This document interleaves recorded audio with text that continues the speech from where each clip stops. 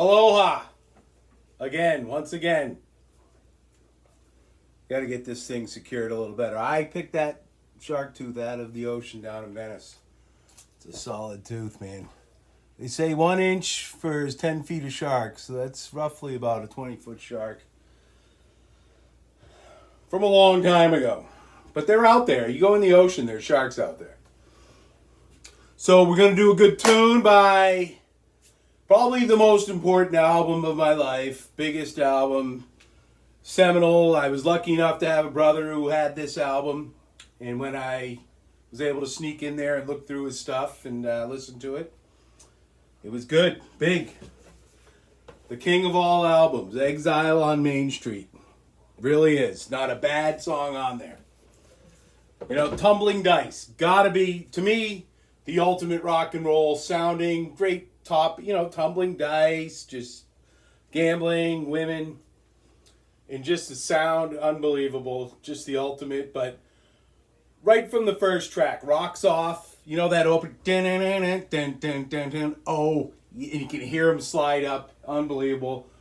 Right into Rip This Joint. I mean, unbelievable, Mom said yes, Pop said no, we'll make up your mind because I gotta go. We're gonna raise hell at the Union Hall. Drive myself right up the wall. Rip this joint, fucking unbelievable. Casino Boogie, Hip Shake, just unbelievable, great. And then Tumbling Dice was the last song on, it was a 2-record set. So, and then the second side was seminal. Like, this is probably the first side that, songs that made me want to get a guitar, an acoustic guitar. That was where you had Torn and Frayed, Loving Cup, Sweet Black Angel, and one other song was on that side. Let's see, we got it right here. We got this is the deluxe set. Oh, and Sweet Virginia. It's my friggin' cat's name, and that's why I named it Virginia, so I could sing that song to her. She's nonplussed. I just like using that word. I'm not sure it applies. And then, but right to the end, Soul Survivor. Last song on the album, Just one of the rockinest tunes all down the line. One of Mick's favorite tunes. He still loves doing it to this day. And just cool. And then you got I Just Want to See His Face. Now, when you're a little kid, that's probably, there's one song you're like, because it's kind of a gospel-y but mumbly lyrics. It's probably the coolest song. And I remember reading somewhere where Tom Waits was like, I just want to do music like that one song, And he kind of has gone in that direction. Just unbelievable. Happy, Keith's tune, Happy. I mean, just unbelievable. And then just the cover. I mean, that one sticks out. The dude with the ping pong balls or something in his mouth. That was always the one that you just kind of picture. I got the deluxe set, of course, Rolling Stones, Exile on Main Street. We got some cool pictures, though. This is where they left England for tax reasons, because the government in England, if you make over a certain amount, they take like 90% of your money. Look at that. Keith is the fucking Buddha. And this is just some shots in the basement. There's Mick playing guitar, Mick Jagger. Bobby Keys, just sitting on the floor behind a little baffle, just in shorts. He partied pretty hard. There's Charlie down in the basement, sitting in the corner. I mean, just look at that. Fucking can't get, he's only like 5 feet 5 or something. He's a tiny guy. I saw him live, front row on his solo tour. He's a little guy. Mick riding a motorcycle. Woo! He can ride a motorcycle. And then, of course, the famous Graham Parsons was hanging out a lot. Graham Parsons here. Now, I just finished a book on Graham Parsons last week. I've always been a huge fan, and going back to the album, what the hell is it called? Gimme Shelter? Yeah. With the Altamont, they briefly show them playing 6 days on the road in Altamont in the daylight. And they supposedly when they played, everything was pretty mellow, and later on the guy got killed. But Graham Parsons a really interesting character. He's born in Waycross, Georgia, and I love the Flying Burrito Brothers. I mean, do yourself a favor. Just get Gilded Palace of the Sun. Gilded Palace of the Sun, yeah. The first Burrito Brothers album. But the song Break My Mind never gets talked about. They didn't write it, but it is one of the coolest. It's like 2 minutes and 5 seconds long. And it's, the lead instrument in the Burrito Brothers was a pedal steel. Sneaky Pete Kleinow. And that is just the coolest friggin' tune, Because if you leave, you're going to break my mind. I just fucked that up. But Break My Mind. Great, great tune. The Burrito Brothers. But Graham Parsons, he moved, I'm in Plant City, Florida.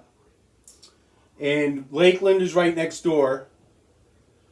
And then on the other side of that, you got Auburndale, Winter Haven. And that's where Graham Parsons spent like his teenage years and lived. His father was like a really rich orange grower in Winter Haven.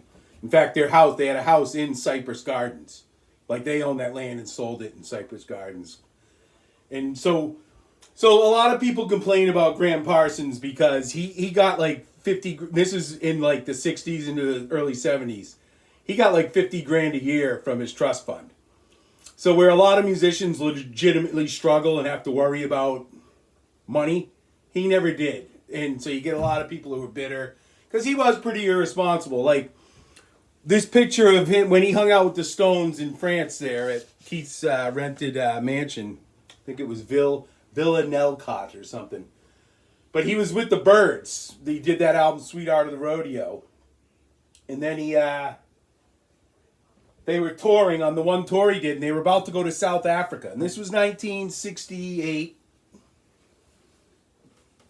maybe 69, right around there. And they went to England first, and the Stones came and saw him, and Roger McGuinn and Chris Hillman. And then somebody told them about they were going to South Africa, and somebody said you shouldn't because of apartheid and stuff. And Graham Parsons bailed and left them. The rest of the Byrds went because you signed a contract and you still got to make your money. You don't know, and you don't. This was the late '60s, dude. Nobody had iPhones. So and I'm just saying, if you're consumed with your music and touring all the time, you're not exactly, informed on everything, and things just weren't like they are today where you know too much about shit you don't want to know about. And then he hung out with the Stones, and then he went home, and then he ended up, this was like 71 or so where they went to France and he hung out. And they say that was kind of the problem and why Graham Parsons ended up dying early, because a lot of people want to hang with Keith Richards and think they're cool and do what Keith does. And you just can't, and Keith, one thing you got to remember, and I think it's very key to the whole Stones thing, and Keith mentions it in his book, is they always had the best drugs, as in the purest. When they were doing coke and heroin, it wasn't mixed with fucking fentanyl or whatever at the time. I don't know if fentanyl was around at the time, but it was pure. And he just somehow knew how to stop, take it and enjoy that before you have more. And other people just couldn't control themselves. Like Bobby Keys, the sax player. He ended up getting kicked out. He was essentially the fifth Stone. Ian Stewart and Bobby Keys. And he would just party with Keith and get so fucked up. Like if you watch there's a video about them when they were in France, and some of these people tell stories about Bobby Keys would just get in fucking these cars and go like 90 miles an hour on these tiny roads. We're talking like 1970. And it would just be, kind of a guy you don't want to be in the car with, You're like, I don't want to die. It's not funny or cool. But he ended up eventually Mick kicked him out of the band because he ordered a whole bunch of Dom Perignon champagne or some expensive and filled the bathtub with it and went in it. And Mick came in and was, he charged it to the Stones. And that's the thing, as big as the Stones are, and there's hangers-ons all the time and celebrities, they're essentially, it seems, and I've read a lot about them, that they isolate themselves from a lot of that. You know, they probably got to walk through that right before they go on stage, and if they want to hang out after. But they're pretty down to earth family people. You know, they Keith carries around his HP sauce, and you know, for food to eat, you know, it's like this British steak sauce. And but I mean, they keep themselves away from all that shit. Kind of goes on around them, from what I can tell. You know, so I'm gonna do "Loving Cup," which was just an inspiring tune, of course, and a great one. They're all great. I mean, just an absolute fabulous seminal album. Just rock and roll, really. Just rock and roll. So you can't go wrong. And this here, man, Ray Wiley Hubbard. You know, I'm fucking 53 now, and I've seen the name. He wrote Redneck Mother back in the 70s. But since the 90s, he kind of cleaned himself up and learned to finger pick. And I've been somehow, I don't know what the hell happened. I just came across a video on YouTube. He is unfucking believable. Do yourself a favor, go watch something on YouTube. There's a great, he did a tune on Letterman like 2015, obviously, when Dave was around. Start there. His son plays guitar with him, you know, and it's just, he is so fucking unbelievably good. It's unbelievable that it's kind of embarrassing to say I'm just getting into him now. So that's my thing, to just, you know, and get a cat. So this is Loving Cup, Rolling Stones. I'm the man on the mountain, come on up.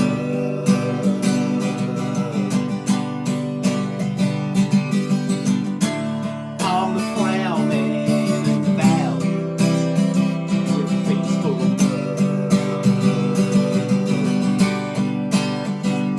Yes, I'm fumbling and I know my car don't start.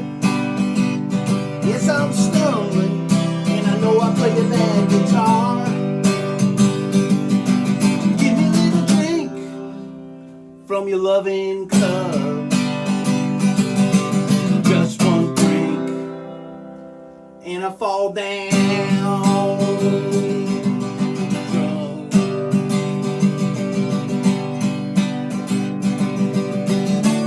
I'm the man who walks the hillside in the sweet summer sun.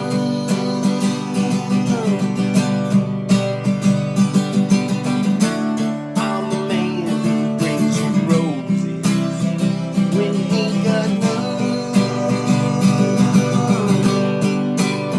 Well, I can run and jump and fish, but I won't fight. Do if you want to, push and pull with me all night. Give me a little drink from your loving cup. Just one drink and I fall down drunk. I feel so humble with you tonight, just sitting in front of the fire. See your face dancing in the flame, feel your mouth kissing me again. What a beautiful buzz, what a beautiful buzz, what a beautiful buzz, what a beautiful buzz.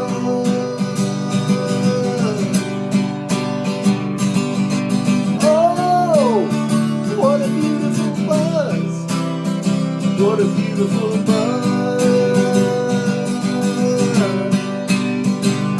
Yes, I'm knitted, gritty, and my shirt's all torn. I would love to spill the beans with you till dawn. Give me a little drink from your loving cup.